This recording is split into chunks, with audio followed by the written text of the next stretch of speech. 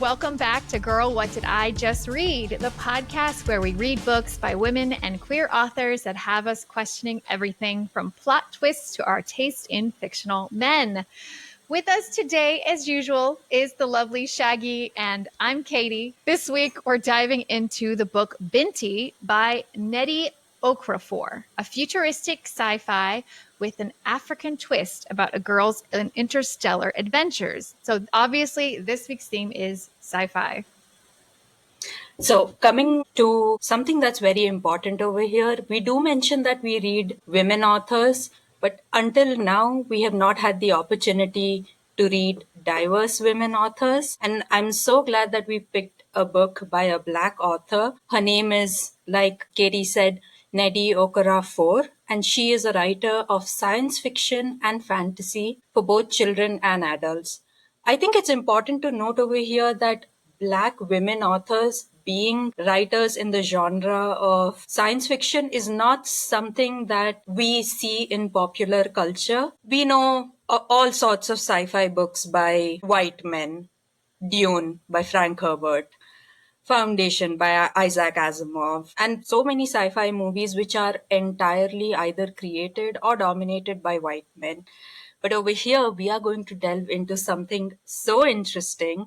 Now, this particular author, Nnedi, her work is in the areas of African futurism and Africanjujuism. Now, these are both words that she coined herself in order to define her own work. I mean, how brilliant is that? That's really cool. I didn't know that. Yeah, like if a genre doesn't exist in the kind of writing that you want to get into, just make it up yourself. Now that's a self-starter attitude. Okay, coming to African futurism, it is a subcategory of science fiction, and it is predominantly centered on the writings of and the people of the African descent, that is Black people, and it is rooted first and foremost in Africa. Now, African futurism is concerned with technology. It is interested in optimistic technological advancements, and it is more concerned with what is and what can or will be depending on cause and effect, various factors. It's now African culture is something that we would not automatically connect with the scientific empirical system that came out of that we know throughout history was an outcome of the Renaissance. But then again, history is written by specific people, and Africa, with the way it has been colonized, with the way it's been plundered, with the way its traditions have been wiped out, it is really amazing to see that an author now went back to her roots, connected it with what would have been an outcome of Renaissance, which is science, and yeah, created a work that here we are discussing, and it's honestly blowing our minds.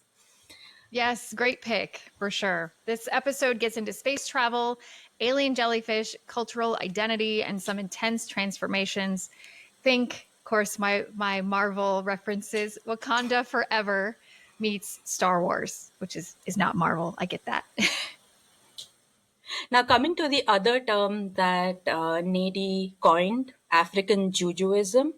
Africanjujuism is separate from African futurism in the sense that Africanjujuism is a subset of fantasy, and it is concerned with the seamless blend of existing African spiritualities, science, and the cosmology with a huge dose of imagination. This particular book, we'll get into it more, but it's so refreshing and it's so brilliant, so well written and insightful that I totally get the reason why this book has been awarded major prizes when it comes to the sci-fi genre, which is the Hugo and Nebula Awards. And I I mean, I totally understand why this book is completely award worthy because one, I think it's pushing a new genre which even in the sci-fi category we have not heard of. I mean, besides her, I knew of only one other black sci-fi author, Octavia Butler. But now this book is making me rethink sci-fi in a completely new way, where I want to know how sci-fi moves from the perspective, one, of women, two, women in minorities. It can be any kind of minority, whether ethnic or say the queer community. And yeah, this book has, as much as it is adventurous, it has a meditative, introspective atmosphere that makes you rethink a lot of things. It makes you unlearn actually a lot of your prejudices and makes you learn and relearn new things that can, yeah, broaden our horizons. I love that. Yes. So if you haven't read the book yet, major spoilers ahead. Pause now, go ahead, read, and come back with a drink and a good sense of humor. And I will say this book is very easy to find, whether you are checking it out from your library online, in person, there's PDF copies online. So that's also why it was a really good choice, because we could easily find it and it was really refreshing. We chose this topic of sci-fi a while ago, and we were having kind of a hard time finding easy to access sci-fi novels written by women, but that were interesting. You know what I mean? And I think this checked all those boxes. So great job. I do want to also mention that the reason why it's so easily accessible is, funny enough, I found out from you that this is required reading in high school English in certain high school English classes, which is so funny because you and I were talking about how, you know, we loved English class in school, but hated the required reading. And now we're reading it. But I have to say, if we had more stuff like this when I was in school,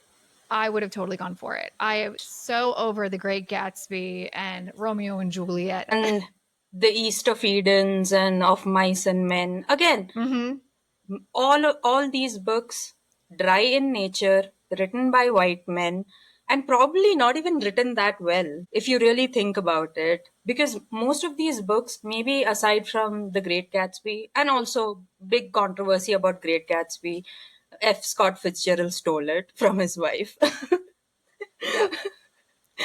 Yeah, so I mean, the kind of required reading that like I had in India in our English subject, it was so derivative of the British educational system that had been forced upon us basically after 200 years of colonization.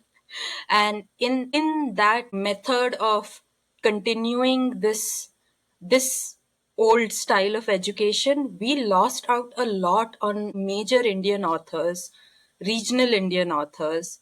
And in a way, like these books are the works by indigenous people, they have been forgotten in a way. And surprisingly, this is the book that brought me back to my culture in some ways. Even though it is more associated with Africa, it brought me back to my Indian roots. And I'll explain that further along because there are a lot of themes and motifs and symbols that honestly, like it was like a flashback. And now that, you know, especially in the last couple of decades, we Indians have become so westernized that we in ourselves have forgotten our traditional practices, whether it comes to the traditional practice of skincare or the traditional practice of spirituality.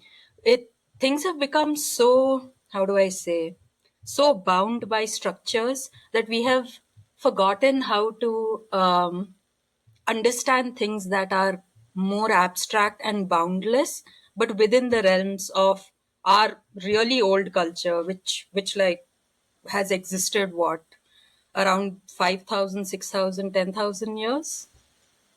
we we see a bit of colonization in this book, and you know, we'll get into that.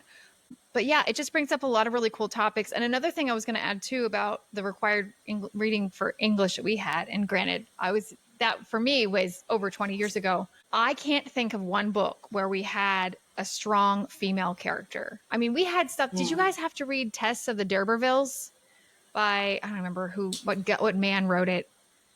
Henry It's that James.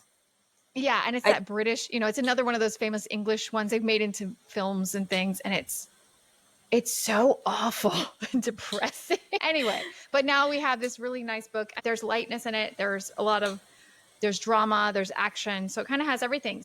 So the book is about this main character, Binti, and she is in this West African area, and she's part of this Himba tribe. Now, as far as I know, the author made up this tribe, right? Or at least them being in this section of Africa, because the author is Nigerian, right? Yes.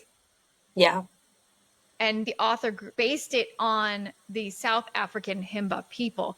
But when you look at pictures of the Himba people in real life, that is what she took from. So the things we're going to be talking about. So if you want any reference, I definitely suggest looking up some photos. And then later on at the end, we have some suggested reading online and some cool videos, just if you want to dive into the culture a little bit more.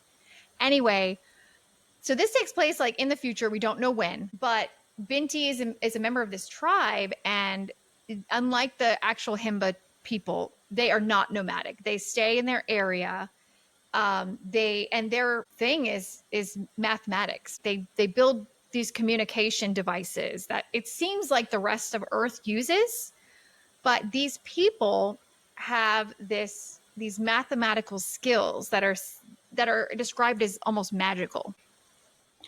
In a way, the way the Himba people are described, her tribe is described in this particular book as how rooted they are to their land, to their soil, to their culture. She describes her people as a section of society which is obsessed with innovation and technology, but they are a minority and they are very private in nature. And basically, they do not want to leave Earth.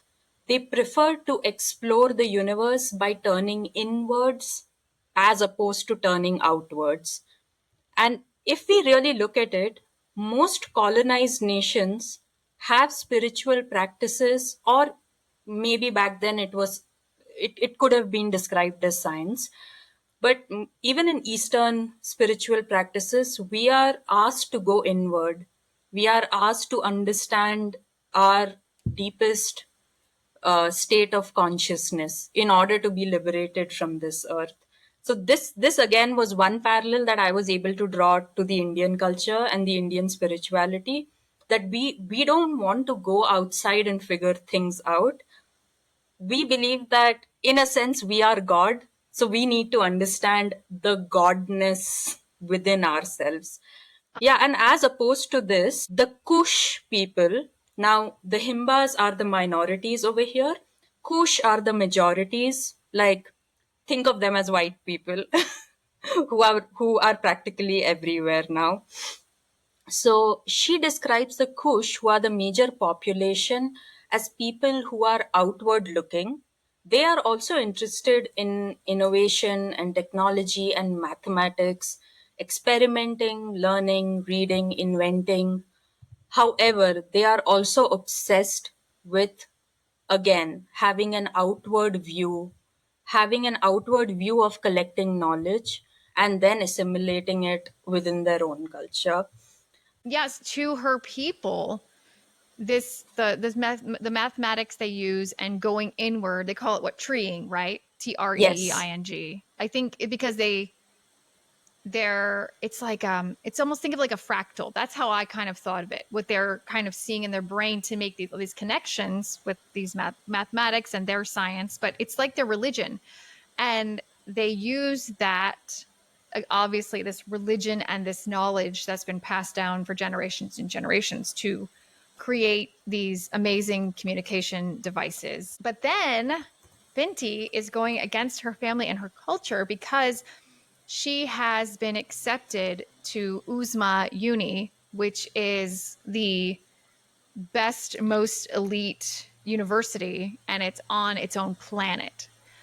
And her family, they don't think she's going to go, but they know she was accepted. They were very, very upset with her, but she would be the first Himba person to ever attend Uzma University. And this is what she wants. She feels like she's the next generation of the Himba. She's proud of her culture, but she's really talented in what she does. And she's what's considered a master harmonizer. That's what they call these folks that can do this treeing and this mathematics. And I think there's a lot more, and I think it's a lot of like spirituality too. It's very interesting to build, these different devices and things. And so she sneaks away. In the night to hop on the bus. She's the only Himba person on the bus. And then she's really getting a taste of the outside world, even just taking this transport over to where she's going to meet the Uzma transport ship that will go from Earth to Uzma. And she can already feel and see how different she is, because the Himba people, and in real life, they use this red clay mixture. Where they live, it's very dry. And so they don't bathe with water. They bathe with, and now I can't think of the name. What's the word again? Utjise.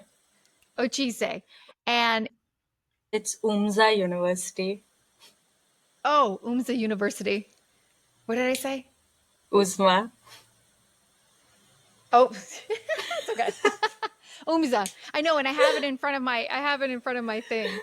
Yeah, Umza Uni. Anyway, they make this ochise from the clay soil of their homeland, mixed with these oils from these aromatic flowers, and they use it. They put it on, cover their skin with it, and they cover their hair. That she's got plaits, so braids or dreads, and even her hairstyle, as what's done traditionally in a lot of these tribes, her hairstyle and how it's braided even tells of who she is, her tribe, her family, where she's from. It's fascinating.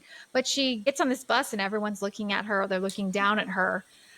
She's weird, she's different, and she's kind of questioning herself, should I go on and do this? And already we get to see this concept in this book of the other and being an alien, being different. And I think that's going to be the overarching theme in this is the other differences in I'm not even going to say people, I'm going to say beings. Prejudices. And prejudices, exactly. So, yeah.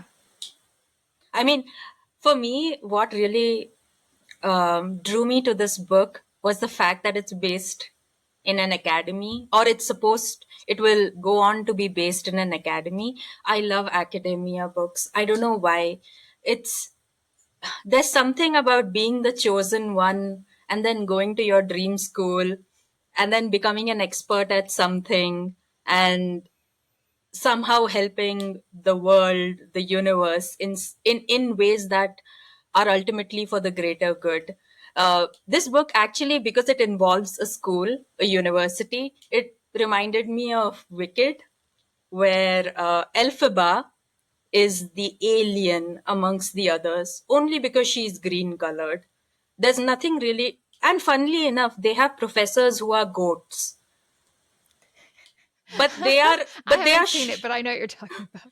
Yeah, they have professors which are animals, like literal talking animals, sentient talking animals. But they see Elphaba, just a green colored human, as the one who is the other, who is alien, who is not understood, so is naturally feared. And even in this book, Binti says that the Kush people, the majority that are in the bus that she is going in, they are so pale that it looks like the sun has never touched their skin at all.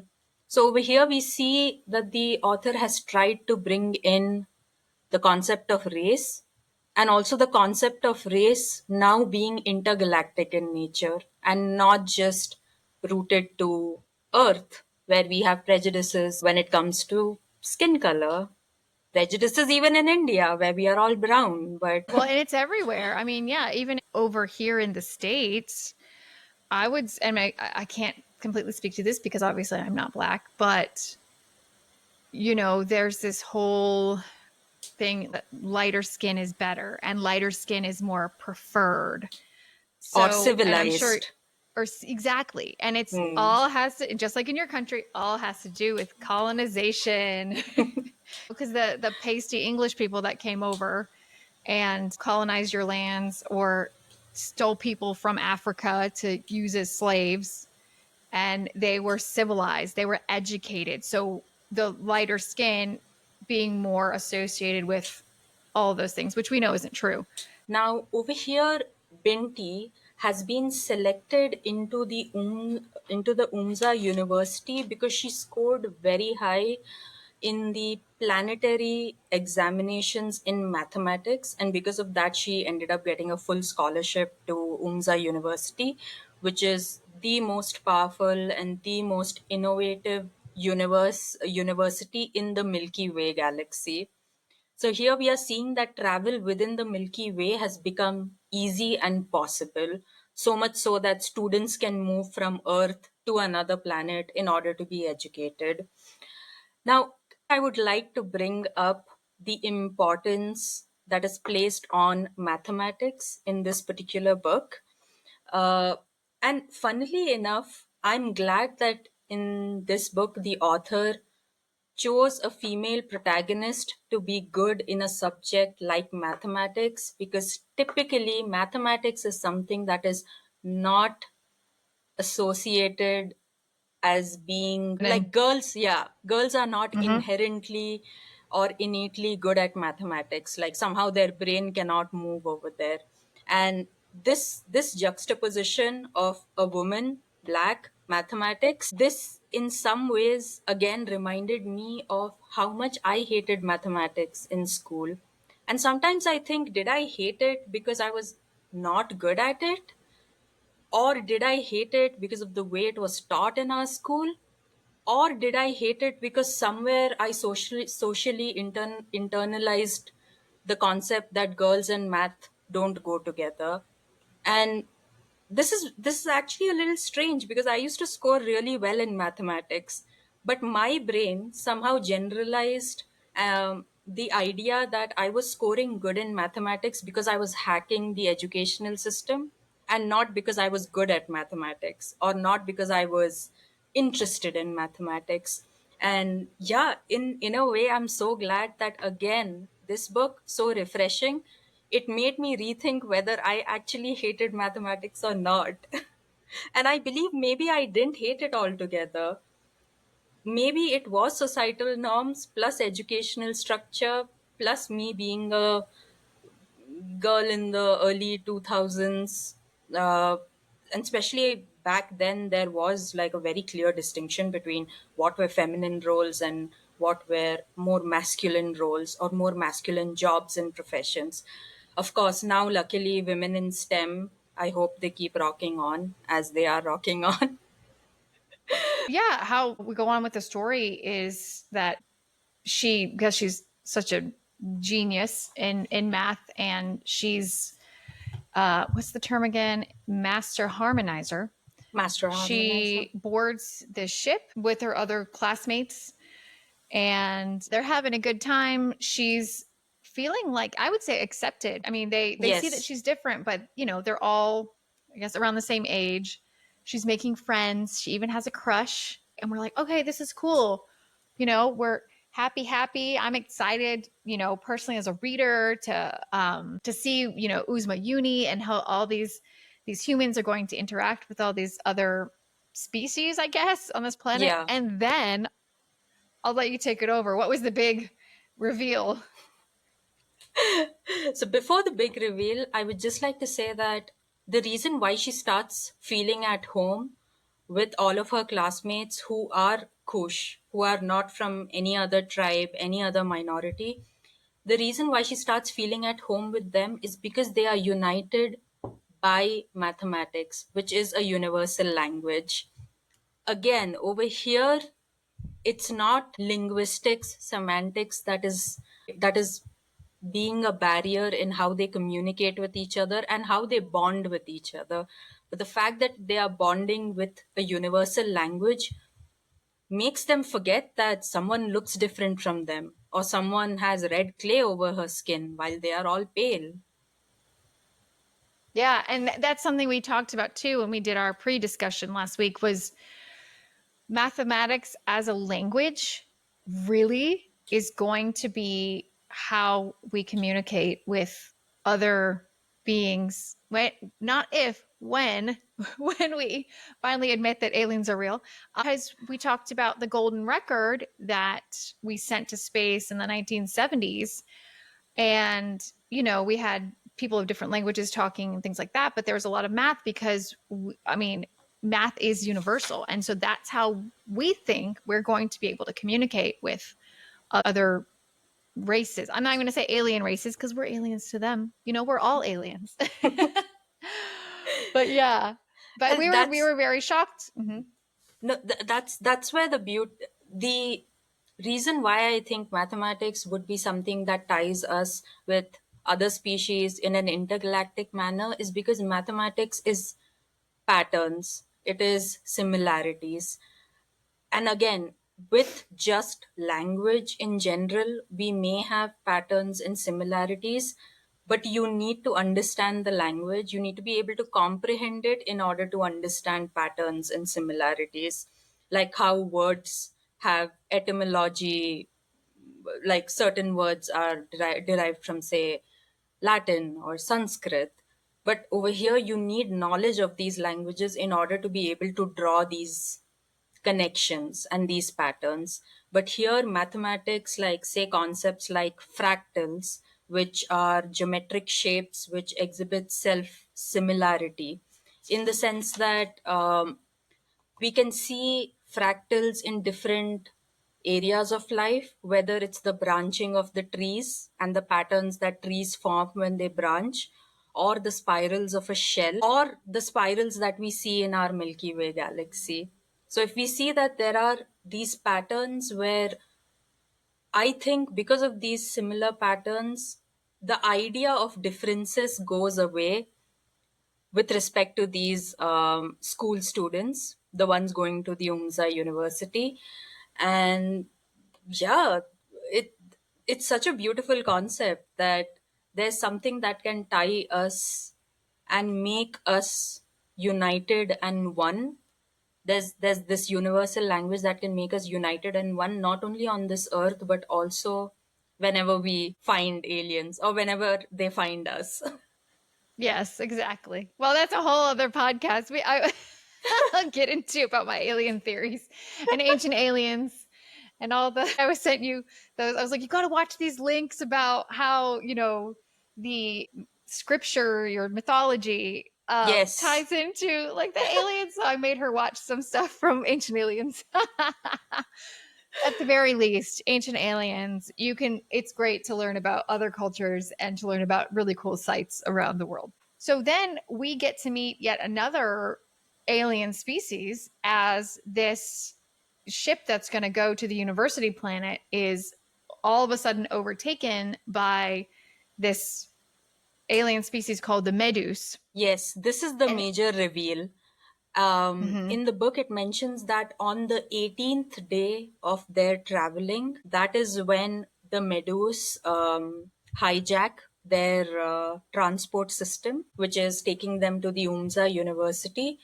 And this particular alien species, the Medus, they are, I mean, the way Binti is introduced to them is when her crush, Hiru, his chest literally bursts open while they are just having lunch in the middle of the day.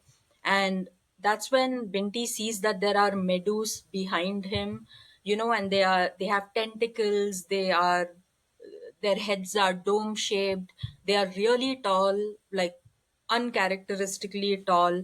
And these Medus attack the ship, and yeah, they have completely taken over the ship, and we see that they kill literally everyone in the ship. The Medus over here, they think of themselves as, I would say, more advanced. They think that humans are violent, humans are prone to prejudices, and that's why humans are evil in a way. And because we are evil, we understand things only from the perspective of violence. So the way that they kill people on this ship, they call it the Mujha ki Bira, which means a large wave. They kill people in in a way as if a tsunami takes place, like a great wave comes and takes you over. And I can understand the way a tsunami happens so suddenly, and it just like the entire shoreline can be wiped away. This is exactly how they wipe away people in the ship, except for Binti. And by now, we must have realized that she's the chosen one, and she has the burden of being the chosen one. So now she starts going into her hero's journey, where she is out of her home. She has heard a call of adventure, which is going to the Umza University and studying over there. But now we see the part where there are tests, trials, and tribulations. And this happens because of the attack on the ship. Now she's completely alone. She, again, over here, in order to bring focus back from all of this chaos of killing around her, she goes into a mathematical trance that she calls treeing. And treeing is basically when you take a large equation and you keep dividing that equation into smaller and smaller and smaller and smaller pieces. We can possibly associate this with meditation in general, where you tap into your subconsciousness or your unconscious mind, and you're able to derive knowledge which might help you in the earthly realm or in the intergalactic realm that she is in. She goes into this mathematical trance, gets into her focus, collects water, food, and runs into her room. She runs into her room, locks herself up over there. But the reason why she doesn't die is because she has a certain object with her. Now, this object is called an Edan, and Edan is basically whose an object whose use has been forgotten. Think of it as, say, a Gen Alpha looking at a VHS tape recorder, or a Gen Alpha looking at an old gramophone and maybe not understanding how it works. Or even the fact that, like, for me as a millennial, this is how a telephone looks. The symbolism of a telephone. While a Gen Alpha might do this or do this. So she has the special object which has some kind of property that repels the meadows, and it actually harms them because they have these tentacle like arms. One of the meadows who tries to kill her, the tentacle literally shrivels and turns into dust. Now, we don't know what this special object is, what its use is. It's just a black cube, literally like a black Rubik's cube that she has, with certain symbols and spirals, which again she can't understand because this is an object from ancient times, and Yeah, it's been lost it's to history. yeah, exactly. It's been lost to history. So with this object, she hides herself in her room and she's over there alone for 72 hours. Now that's a long time to be alone in your own thoughts. But again, over here, treeing helps her. In the same way where when people say that if you're stressed, do meditation, in the same way, she is right now stressed out massively for her life. And she goes and does meditation to come out of that stress and focus on what is really important in front of her and what will help her survival. So now that we know that the Medus have killed everyone in the ship and she's all alone, she goes back to certain comforting rituals that she does. She starts applying the Otjize, the red clay, in her braids and in her skin. She's trying to self-soothe herself in this really confusing and dangerous situation that she's in. And she realizes that when she applies this Ojise to the object, the special object Edan, it suddenly clicks. She doesn't understand what this clicking is, but probably the Ojise touching the Edan, again, its usage has been forgotten. So we don't know how the red clay is associated with this object and why it starts working or it clicks, but that's what happens. And when this clicking happens, she hears a word, girl, from the other side of the door. Now we know that the meadows do not speak in human languages. They have their own particular language which the humans are unaware of. And this is an old war that has been going on between the Kush and the meadows. And over here, this Himba girl is just stuck in the middle of this old ancient war that nobody can remember how it started or why it started. When she hears the word girl, she literally screams out because she did not expect someone from the Meduse race, from the Meduse clan, tribe, species to be able to speak with her. But then she realizes that maybe it's the Idan which is helping her communicate in some strange way. And that is when we are introduced to one of the main Meduse characters, Okwu. Now, Okwu is the Meduse who called out to her, who said the word girl, and he immediately tells her that she is evil. Well, he's very angry and warlike. She described him before she knew his name as like the the very angry one, and he was the one Mm. wanting to kill her. Well, then when she could understand their language.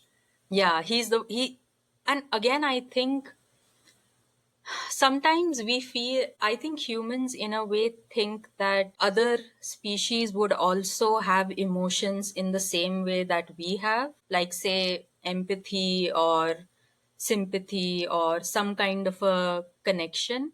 I think over here, it's a good juxtaposition that maybe an alien species would not react the same way that we would react, that maybe them being warlike and very objective and forceful is something that's just natural to them, like how a lot of things are natural to human nature. Like the Meduse think that violence is natural to human nature, and also the concept of shame and guilt. In that way, I think meadows are master manipulators and gaslighters. Because the first thing Oku tells his other meadows people is that she has shame, she is evil, she has guilt in her, and because of that she should be destroyed. Now, they don't do anything to her immediately, but after a couple of hours, her door is just blasted open from the frame, and one tentacle slowly comes towards her in order to sting her. Now, their tentacles have something known as stingers, which I would assume would be like a bee's sting, which is poisonous in nature and can kill Mm-hmm. someone. So, but then the minute the stinger reaches her, it shrivels up because she has the Idan, the special object in her hand. And now our Meadows protagonist, Okwu, uh, it's his tentacle. He freaks out and he just leaves. But he returns a few hours later, um, and he demands to know what is the red clay on her skin. He demands to know, like, what is this special substance that she's covered in, and he comes to know that it's Ojise. Now, Okwu realizes that the Ochise has healing and therapeutic properties which help his shriveled tentacle, heal back to its um, normal shape and function. Now he demands the Ochise from Binti, but Binti specifically says that that Ochise is of the Himba people. It belongs to her culture. Here she's stopping cultural appropriation. Yeah, she's like, you will not rebrand this and sell it in your Yeah. in your world. No, this belongs to me. And here we see that the girl who started off her journey from home, someone who was timid, scared, uh, who was just innocent, naive, and completely unaware of how the world works, how people work, we start to see this defiance, this sense of her where she stands up for herself. And it's very brave because if you see, just standing up to another human being is so difficult, having a confrontation. People run away from confrontation. And here she is standing up to an alien race which literally hates humans and has been in a war with them for ages altogether. So, anyway, like we said, she is a brilliant, refreshing female protagonist who knows her shit. Yeah, well, she's angry. She's angry that they killed her friends, her new friends, her crush. She had no clue who they were because we assume that later on that the Kush, most of the Kush know about the Medus, but again, from where they're located and her people stick to themselves, they are not, I guess, wise to the rest of the galaxy. So I believe she didn't understand who the Medus were and why they were there until they came, and when she started to understand them from what we think was from this um what's the word again, the Oh, the she's a godstone that she has. Edan. No, the device. Yeah, the Adon. Well, because they were saying it was called like a godstone. She found it in the desert, and they called it like some godstone, but no one in her tribe knew what it did. Anyway, so she has no clue about them, has no clue why they came and destroyed everyone. So she thinks on the ship, and so she realizes, well, this is it. I have nothing to live for, so I might as well go out fighting, because she thinks I'm probably not getting home at this point. I'm not Yeah. getting to the uni. And then over a number of days, what about a couple days, a week, she has more communications with the Medus, especially Oku, and he seems to kind of be their ambassador to her. I'm not sure why, because he really, really hated her a lot. He was basically talking a lot of crap about her behind the door, before they realized that she could understand them, because of them what they assume was from the Adon. The reason why Okwo, despite him being just angry and abrasive person, I'll call him a person, being an abrasive person who was just agitated and not at all like comfortable with the idea of her being alive, he actually, her braids, which are so thick, uh, they kind of remind Okwu of the tentacles that the meadows have. Now, the tentacles that the meadows have, it's called Okuoko. Okwu observes that she's not a normal human being because she has tentacle like structure in her body, which is her thick braids. And this is the part where I think their fragile friendship starts slowly budding, where he sees one similarity in her, the fact that maybe her braids are like a tentacle that even the meadows have. This sense of commonality is where he slowly starts warming up to her a little bit.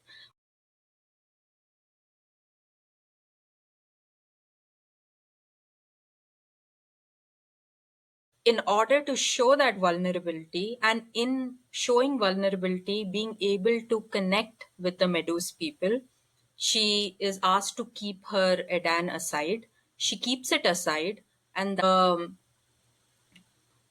that is when she also mentions that she would be able to advocate cause of the Medus people, which is to get the stinger back. She can be this diplomatic, and by showing her vulnerability, she is able to show that, one, she's persuasive, but also she is ready to be involved in a cause for an alien species, and she doesn't need to be attached to that cause. But again, over here, she's the chosen one. The chosen one hears the call to adventure, and this is her test right now. Her test is to assess her allies and her enemies. And here she is making the Meadows people her allies. She is joining their cause, and she is, in a way, reshaping history of how the humans and of the Umza University would now connect with the Medus race, who have always warred with the humans. So when she drops the Adan and she makes herself vulnerable, that's when she feels a stinger plunge at the back of her neck. And this stinger going at the back of her neck and pricking her is, in a way, it is something that kills humans. The stingers are poisonous in nature. They are poisonous to humans. But despite it plunging into her neck, she doesn't literally die, but she kind of has a metaphorical or a figurative death, because she realizes that by being associated in this cause and now in a way reshaping history, she can never go back to the naive innocent girl that she was. Like, she can never go back to the life that she thought she would be able to go to, as though nothing had happened, because she is literally over here at the juncture where, being the chosen one, she is now doing something which was considered impossible for centuries altogether. So, here, her metaphorical death is in a way also becoming a Meduse. Again, becoming a Meduse in a more figurative way, but it's like being a human and also a Meduse. So she's like now combining various perspectives that, again, when the book progresses, will actually help this greater cause of peace, which the humans are not known for. But again, over here, she is the differentiating factor of someone who wants peace and who wants non-violence. And she understands that by reaching out in a communicative, collaborative way, we can all parties can be happy, because inherently nobody is like, I think even in human nature, while we have seen that our lives are short, nasty, and brutish, we have come a long way. Like, we have come a very long way. And I would say in India in general, we got independence because of the non-violent movement, not because of the actual wars and the battles. A large part of Indian independence was a result of being non-violent, being rebellious, but being non-violent. So because yeah, she's basically a bridge over here. Now, when she, in a way that the stinger in her neck has made her Meduse in some nature, and because she like lets go of the Adan and lets herself become vulnerable, she is then accepted by the chief as, okay, you can be someone who can advocate for our cause, and let's try this method. We can always kill humans anyway. Yeah, exactly. Exactly. And you said that, the Medus are warlike, Yeah. and also what the Medus had said about humans. Humans were very, they consider humans dangerous and warlike and aggressive. So this was a really easy read, and going over the notes and everything, we have so much to talk about. So many just so many subjects in ways that we can relate to our lives and being humans of the planet. Even though, we're from different places and things might be different, we're the same. And that's what she learns also from the Medus. Then, so we're at the end. They get the stinger back. Everybody's happy. And then the professors at the university ask Oku if, right, that's his name. I haven't. Some of the names are so like Oku and Okuko. I kept kind of switching. I wish they would have that she would have like had a different name for their tentacles. That was unlike the main characters. Anyway, they invited him to be the first Medus, so the first of his kind, to go to this university. And then they're friends. They meet up in between classes. This is the start of hopefully like a really good friendship. And then they are friends, and they are alike because they're on the same page now. She helped him. He helped her. I guess didn't kill her, but because of the stinger, her braids then actually turning into the okuko, and she has these bluish tentacle dreads.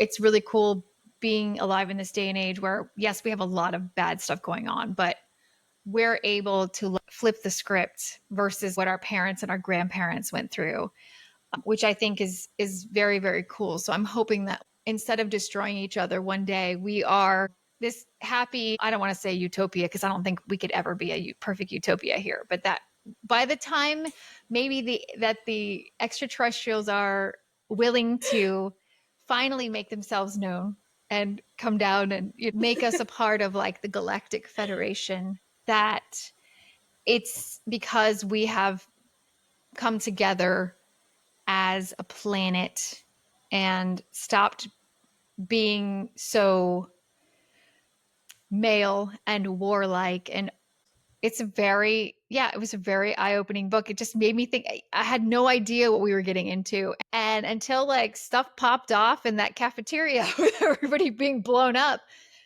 I was like, oh, this is interesting. Like I said before, it reminded me of Doctor Who a lot because the Adon helping her to communicate and understand them, it's like what the TARDIS does to the people that when you go into the TARDIS and you come out on a different planet, the TARDIS, like you're kind of connected as like Binti is. So when Binti's connected to the Medus and the other the professors in the university who all speak different languages, she can understand them because there is this almost, I mean, you can see it, right? It's like this blue light that shines from the Adon to her.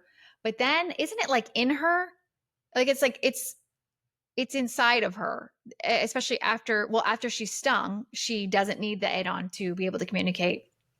Sorry, getting back to, but that's how the TARDIS works. Is the TARDIS like gets in you, and then you go out and you can understand all these languages. Because if she didn't make this journey to the ship to go to the university, the Adon would never probably ever worked unless, say, the Medus came and attacked her village. That's the only way. Maybe this is something that the other books will delve with. The fact that human retribution or human vengeance is more concerned with us, but it might not be the. Yeah, again, it's inherently human. This need to seek vengeance, the need to seek answers and reasons. Yeah, I think maybe in the other books we'll come to know that just physiological differences can create differences in emotions, thoughts, feelings. Again, so this is the brilliancy of the book. It's like I went with one mindset.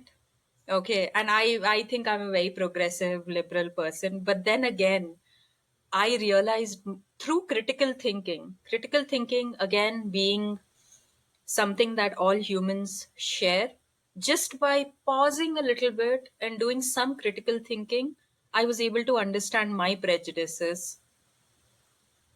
And now that I'm rethinking my prejudices, I know that now I will operate in a way which might be more progressive than what I thought I already was. Yeah.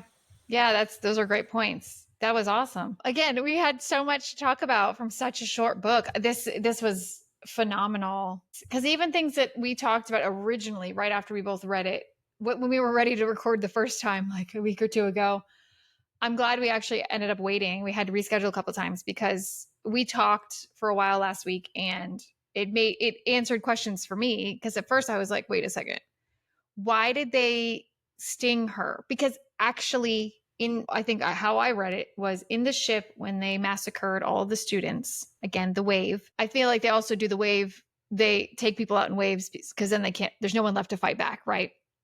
Or there's no one left to tell the story of who did it. But they literally skewer people with their stinger.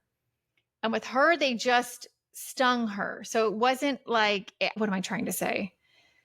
First I was like, why did they do that? But yeah, it was a way because they finally respected her, and they wanted to somehow, they thought that she was worthy enough to be integrated into their clan. Like she was their helper. And when they get to the planet, she speaks to the other, I was going to say creatures. I shouldn't say that. They're professors, but they're all of different, they're all from different places around the universe. And by talking and explaining why they're mad and what they want back, they get it back. They get the stinger back instead of, because the Medusa's original plan was to just go in, guns blazing, shoot everybody, well, stab everybody, wipe them out, take the stinger, and then they have their revenge. But yeah, by Binti being that bridge between the two of them, and so then I understood what the sting was for, and they gifted her.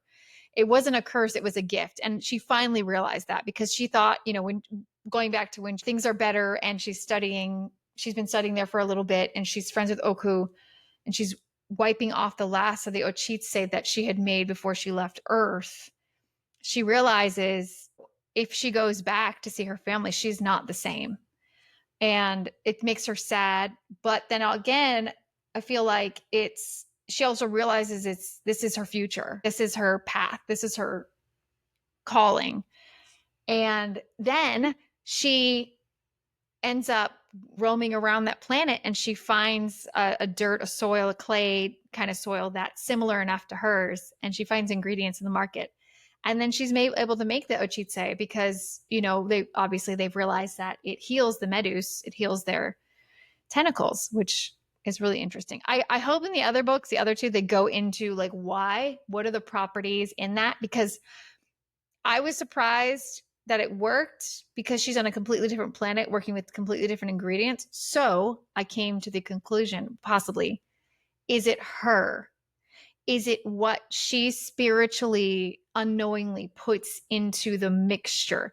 She is on her planet less than, and now she is this, I don't want to say supreme being, but she is highly revered by everyone that she's interacted with because of how she's held herself, how she's interacted with them, and held up her values and morals. And then in turn, they're inspired by this. The professors are on board with giving back. They understand now what's going on, why the Medus have been doing what they've been doing, and they're on board with participating, and also including Oku. And then the Medus understand as well. She's taught everyone a lesson that she's interacted with, except, well, poor boyfriend guy, potential boyfriend.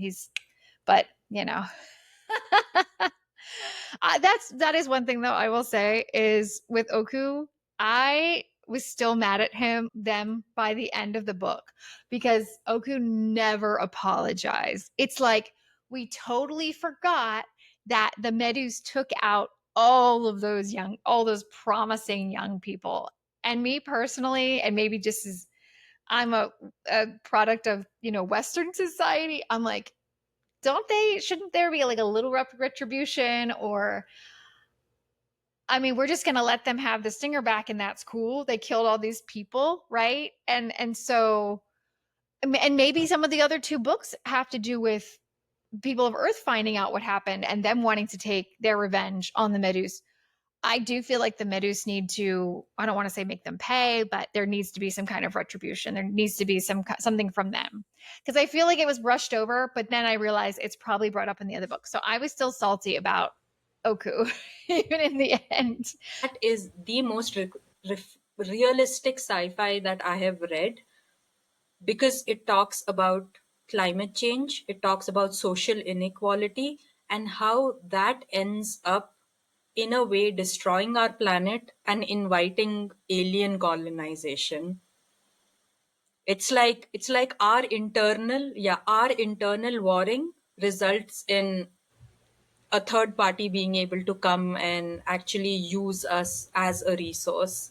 So that's a very interesting book. And she also has a trilogy called the Exogenesis trilogy. But again, both of these books have black women protagonists. So the way we have thought of sci-fi traditionally, I think these kind of books are just turning all of that on its head. And I honestly, in this world and how I see it, probably if this were to happen again in the future with humanity meeting other races and species and things, we can't assume that they think like us. We can't assume they have feelings. And I feel like when it came to the alien races as a whole on the university planet, it was all about the many versus the few. And so maybe that's why it was brushed over that, okay, a number of these young people died. I'm sure their families back home weren't going to be liking it, but I do feel like that to get along with many other races, we have to think about the many versus the few, and put aside emotion, because we can't guarantee, even within each other on this planet, because of how we're raised in our cultures, we have different feelings towards things. We have different reactions. There's so many layers to this, and I love this. And you know what I would hope, at the very least, I hope that some high school students find this video and hopefully take some of what we're talking about, and you can just rip it, steal it. But I hope that this also, because look at us, like, out of school for a long time, and we're even finding themes and enjoyment from this. I don't think their teacher's going to be looking for like a podcast about people talking about books on YouTube.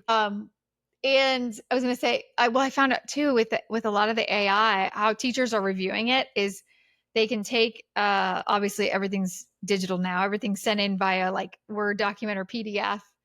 They can have like AI scan it, and they can see where people have taken a chunk and pasted it into it. And that's the mistake that people are making. And I think, like, if you were to just take your AI and maybe not write it, like type it out verbatim, paraphrase it exactly. So there you go. Hidden tips from us to the young people. I really enjoyed the sci-fi aspects. I think she did an amazing job with, I don't want to say keeping true, because when you're talking about futurism and this is almost fantasy too, we're making up the future when we're writing books like this. But she did a really good job in parallels, like I said, to other sci-fi themes and books and shows we've seen. Doctor Who, also in, like I said, lots of parallels to Black Panther and Wakanda Forever, which you have to see both. And everybody, if you haven't seen Black Panther, you then have to see Wakanda Forever. OMG. That's what I was going to say. That's who Binti reminds me of. So no spoilers. In Wakanda Forever, because we all know that the main actor who played Black Panther, Chadwick Boseman, passed away before they made the sequel. So they already had the sequel planned. So then they had to rewrite it. And in Black Panther, it's just him and his younger sister. And his younger sister is like this genius scientist, and she creates a lot of the weapons and technology that his people use. In that, they get their power from this special element called vibranium that's in their soil, in their rocks, they mine for it. And it's so powerful and can do so much. It's so precious that, like the Himba, the Wakandans have had to cloak their land in wherever it's in Africa, and only like certain people, obviously associated with the Avengers, know where it's at, because if it got out to the world that this vibranium, which I am going to liken it to that godstone, to that Adon, people would come and conquer them and take them over and colonize them and take their resources. Anyway, this vibranium, it's very powerful. They use it to make their ships. It's one of those extra shows on Disney, I think they reveal that Captain America's shield is made of vibranium. That's why it's indestructible. But anyway, so this little sister kind of takes over, and she, Binti reminds me of her in that she is within her people, who all the Wakandans are very smart and they know how to use this technology. Only some of them work with this vibranium to create their technology. They're very, very advanced technology. But his sister is like the best of the best. She's like, out of all of them, which all their people are pretty smart, she's this ultra genius. And she finds a way to use the vibranium and save the day and all this stuff. But I feel that's a really good movie to watch in terms of going on theme and, like, getting in the groove with this book. It's almost utopian society that we see on Umza Uni, that planet. it does remind me of like Star Wars, and it reminds me of Doctor Who, where you have all these different people getting along in harmony. And as always, I have to bring up X-Men here. Obviously, Binti she's like the other. She's kind of like Raven slash Mystique, where, in her land, she's seen as other within the Himba versus Kush, but she's also seen as other within her group because she's different. She wants out. And not out in like, I don't want to be a part of the society anymore. She wants to further her knowledge. And so she is other like that. But also with the Himba and their mathematical powers and treeing and all of this, which again it's not just practical. I think it borders on the spiritual. They have this ability that others don't anywhere. And so they're like the mutants in X-Men and at Professor X's school for the gifted. Going off to Umza Uni is like the young mutants who go off to be in Xavier's school for the gifted youngsters. So I had a lot to work with in terms of trying to connect X-Men to everything. So anyway, it was, a long way to a short point, but yeah, it's so cool. I'm really jealous that these young people in some high schools get to read this. I really hope y'all don't have to read Great Gatsby and especially the Test of the D'Urbervilles. What a downer. Don't read that. Maybe we will for one of our things. We'll have like a theme one month where we read a book that was required reading for high school for us. Please not Great Gatsby though. I do not want to read the Great Gatsby. Well, I didn't read any of them. I just read the Cliff Notes. So, and the movies. Do you remember reading about the author, what her inspiration was though? When she was younger, she spent time in the UAE. I think she was in like Dubai, and she was on a beach, and there was a little puddle away from the rest of the water, and there was this little jellyfish. And that's what inspired her. And I think too, my guess is that she tried to choose them having some kind of form that was as far from human-like as possible, not bipedal, didn't have fingers and thumbs, no faces. You know what I mean? If you were to stumble upon these medus, you obviously would not know how to understand them. So I think that to make them as unlike us as possible, so then we can also have these subjects to talk about within the book of how are they different, how are they similar, and then the bridging of the two species within Binti. But yeah, that's really cool. I'm also going to put some of our recommended reading and watching in the description. Let's get into casting. So Yes. this one I did a little research. It was hard because I wanted to stay true to the author's vision. I don't have an exact person for Binti, but I'll tell you who I'm thinking, and then I'm honestly thinking maybe an actress that is up and coming, or like someone new, I think would be really good for Binti. I want to stay with more of the area that the author was inspired by. So she's Nigerian. So I looked up Nigerian actors, and then I also looked up Namibian, but there weren't really any. But then I looked up, because there's a lot of really good English actors who are Black. So I would say, I told you I was inspired by the actress Letitia Wright, who was in Black Panther and Wakanda Forever. However, if she were a little younger, I would cast. She was in that Jordan Peele horror movie, the second one he did. Us? Is it called Us? Yes. US? Yes. I've watched she's in Us. Is it can't Lupita? do it. It looks too scary. Yeah, It looks Lupita Nyong'o. Lupita.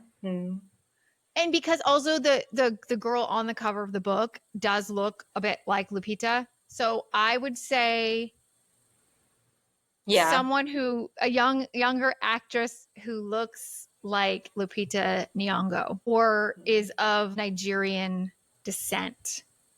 But we'll put Lupita / Letitia as that. Then for Oh, I was cool. looking. So cool. Well, we could just do the voice, but Yeah. there are so many talented actors. I mean, you could do, and I'm going to butcher their names. David, he's an English actor. David Oyelowo. He has been in Oh, tons of American and English films. Yes, and he's of Nigerian descent. His parents are Nigerian, so maybe like the voice because okay. he's not old. He's, I mean, well, 1976. He's just a little bit older than us, but his voice, you know, I think we could get it to sound a bit neutral, like not old, not young. For her parents, I would say, who did I have? She's an American actress. She was in Orange is the New Black. Uzo Aduba. I have watched that She's series. really good. The father, there are so Hmm. many good actors. That I would mean, be I don't know. It good. was hard for me to pick. Or another idea for a Nigerian actor to be Oku is John Boyega, and he was in the newer Star Wars films. Oh, yes. I remember him. I remember him. He's one of the stormtroopers, I think. And then he comes to the side of the good guys. Anyway, yeah, let's have him as Oku, and then maybe for the father, I mean, obviously you could have Idris Elba. He's like super hot. Maybe we need to have him in there I was just gonna say somewhere. that. Yes. And then in terms of one of the teachers is that she talks to in at the UMSA Is human. is Kush. Is human, but she's Kush. But Yeah. here's the thing. So there's an actress that I love, and her name is Sophie Okonedo, and she's a British actress. And she's just so regal and just amazing and so multifaceted. So I think she'd be good. I mean, she'd be good at anything. And then I'd say, like, you know, just casting some unknown or up and coming Nigerian or, you know, African British actors as more of the family. Because I'm sure in the show, we're going to get a little more of the family dynamic, especially because Yeah. we're getting a show and not a movie, which is great because that means they can really flesh it out. It also is probably because it's a 3-part series. So, yeah, I think those are pretty good. And she has a lot of siblings. Yeah, so there's a lot of folks to cast. I'm very interested to see who they get, and I was very excited when you told me that they were making it into a series. Yeah. What would you rate the book? In mathematical abstract terms, probably infinity out of 10. I like that. Whatever infinity looks like in mathematical Yeah. terms. Someone please let us know in the comments. Yes, please, math nerds, let us know about math and how it figures into this book and how you think it figures into books. Yeah, I would definitely say, I mean, it was a 5. It was interesting. It was an easy read. It was well paced. It was descriptive without being overly descriptive. I like having description about the character, especially this was focused about Binti and her perspective solely, right? And I have an issue when authors are so overly verbose and descriptive, it just turns me off. And this wasn't that at all.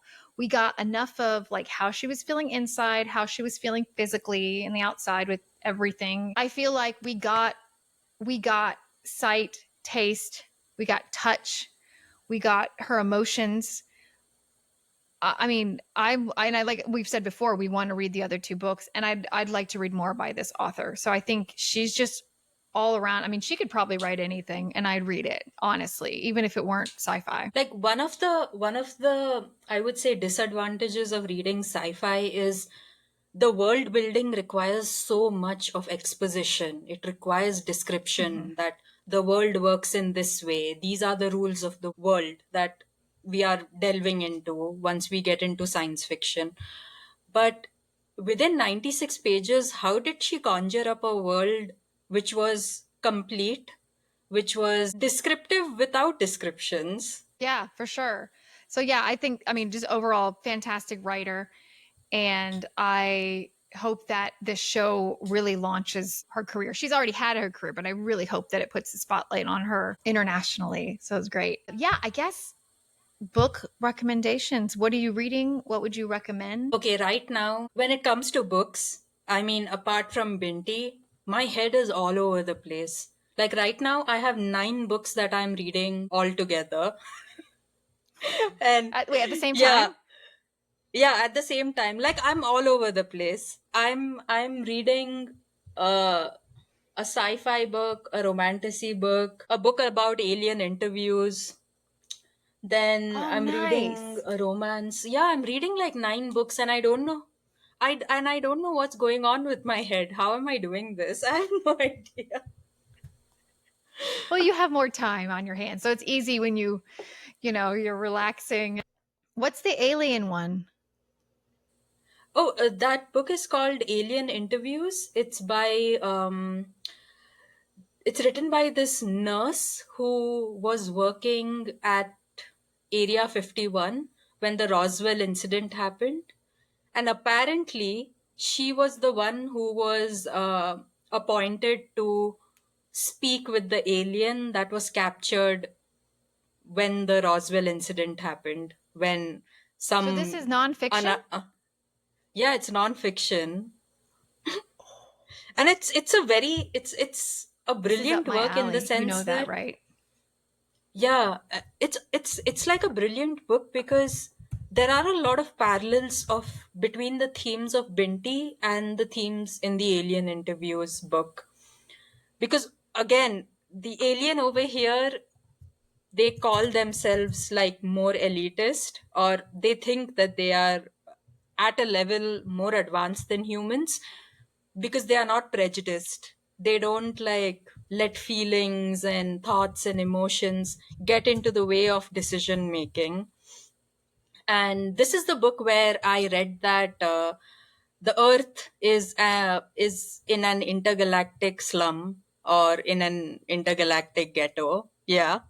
Also, in this book, the alien communicates with the nurse. Her name is Matilda. The alien has a conversation with the nurse through telepathy.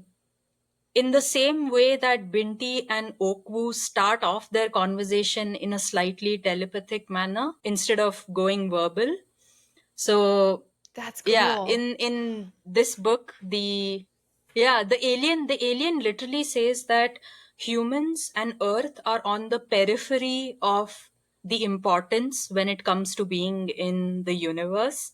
We are so substandard when it comes to our evolution that we are dying, reincarnating, and this cycle is continuing because we are not evolving further. That's why we are stuck in this, what do you say, stuck in this materialistic world that we are in right now. And this is so similar to what I would say Buddhism is, because Buddhism says that we will be stuck in the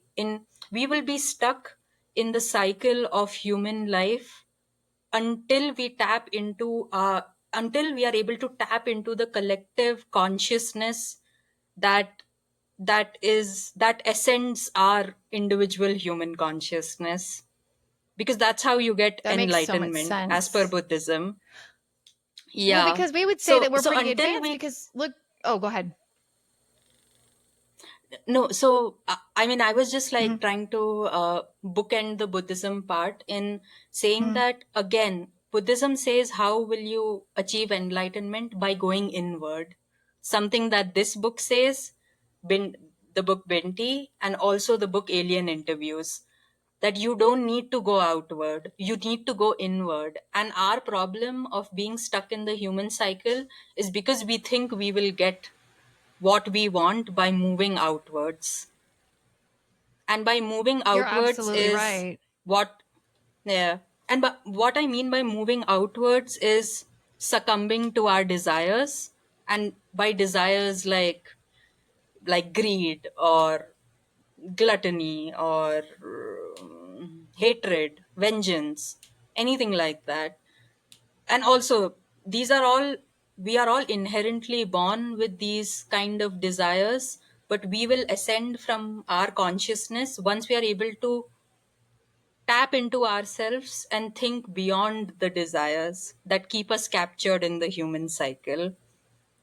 And the alien also says in the book Alien Interviews that Earth will become more and more and more of an intergalactic slum area until people learn how to go inwards. And the problem why aliens don't want to interfere with Earth is because Earth is technically useless for them right now. Like, we as a resource are useless. That's interesting. So Yeah. it's So were you inspired to read that because of Binti? I actually knew about Binti during the pandemic times. That's when I joined the Oh, whole okay. Bookstagram community. And yeah, when I joined the whole Bookstagram community and made my whole page a Bookstagram page and all of that, that was when I started following another Bookstagrammer, and she wanted to read sci-fi, but which was digestible and which was not very like dense with a lot of pages going for 500, 600, 1,000 pages. So she was the one who recommended Binti, and I read the synopsis, but I kind of forgot about the book. Again, when we were discussing about the different genres that we would read over here, of course, I was a little lazy. So I was like, why not choose a 100-page book? But I read the Alien Interviews after not after reading Binti, but yeah, I mean, I knew about Binti, but I didn't know that it would have the same themes that the Alien Interview has. So yeah, that's pretty interesting. Well, I have been reading. I started it before we started reading Binti, and I've been reading it gradually because I think part of it is I don't want to finish. Sometimes you get into a book where you're like, oh, I don't want this to end. Of course, it's a horror novel. It's a modern days horror novel. It's called The Hollows by Daniel Church. In a nutshell, it takes Ooh. place in the north of England, and it's in a small town, small village, and there's this, think like Call of Cthulhu, think of like H.P. Lovecraft, ancient gods, monsters ascending from the earth, and then these in modern times, like these villagers are like, what's going on? And then all of a sudden these things are coming upon them. And there's like two people to their police force. And so the one that's alive, she has to save the day. And it's awesome because all of the protagonists are female, strong females, even though it's a male author. Very well written. And it's very descriptive enough, but without being verbose. And it's engaging, it's exciting, it's a page turner, and it's not like overly gory. So I will say that when the horror covers a lot, and I've read some stuff that's woo. If someone's getting into horror, I would say this one. There are a couple parts that are kind of graphic, but it's not too bad. Anyway, long story short, that is it with me. So next month, so we kind of are a month behind, but that's fine. So this will be released in August. For September, I don't want to completely give it away, but we're going to go opposite. So we went futuristic with this one. We're going to go back in time for our next one. Well, I guess we picked the genre. We haven't picked the book, but I have an idea of what, it's going to be. So yeah. Anything else with you? No, I'm good. Yeah. So that's it. Thank you guys and gals and everyone for tuning in. We really appreciate it. Again, please like, share, subscribe. Check out our reels. I With every episode, if you didn't realize this, I try to make bonus episodes. I pull things out of this main episode. I cut it and I save it for a bonus episode that I'll release a couple days at a time after I've released this main episode. But Shaggy's been doing an amazing job with our Instagram. So she does the Instagram, I do the YouTube and the videos. And we're at Gurl. What did I just read? Again, Gurl, Gurl. And you are just killing it with the different memes and reels you are making. So great job. Please check out I, her work. I'm just, after this recording, I'm just gonna be making a meme about how mathematics is hated. I'm, j- I'm pulling that funny thing out from this book, and how Yep. how horrid it is to learn mathematics. Yes, I love that. Yeah, so we have a lot of fodder to go with this. So thank you all for tuning in, and we will see you next time. And I'll let you take it from here. Close us out. Bye, everyone.